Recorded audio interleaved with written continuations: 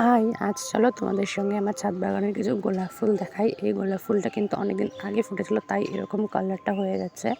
আর আরেকটা, এটা দেখো পুরো পিঙ্ক কালার, আর এটা কিন্তু দেখতে অনেকটা সুন্দর।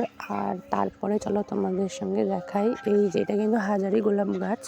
এটা কিন্তু একসঙ্গে অনেক ফুল ফোটে, আর দেখতে কিন্তু খুব সুন্দর লাগে। আর এটা কিন্তু আরও অনেক দিন আগে ফুটেছিল, এটার কালারটা কিন্তু খুব সুন্দর। আর এইটা কিন্তু এখন সাদা আছে, পরে কিন্তু পিঙ্ক হয়ে যাবে, তখন তোমাদেরকে দেখাবো। আর এটা কিন্তু পিঙ্ক আর অনেকটা বড় একটা গোলাপ, আর এটা কিন্তু কদিন আগেই কিনেছি। আর এরপরে এই একটা গোলাপ দেখো, একটা ফুলে একসঙ্গে কতগুলো পাপড়ি। এই গোলাপ ফুলটা কিন্তু অনেক সুন্দর।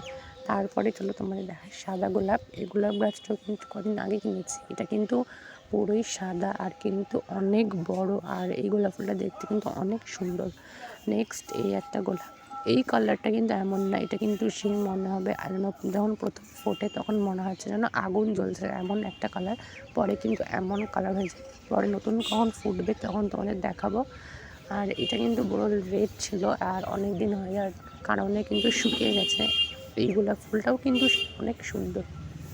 তারপর দেখো এই গোলাপটা এত সুন্দর, আর পুরো কিন্তু পিঙ্ক কালার, দেখলে কিন্তু মনটা পুরো জুড়িয়ে যায়। আর এই গোলাপ ফুলটা কিন্তু আমি কদিন আগে কিনেছি, আর আগের ভিডিওতে কিন্তু তোমাদের দেখিয়েছিলাম।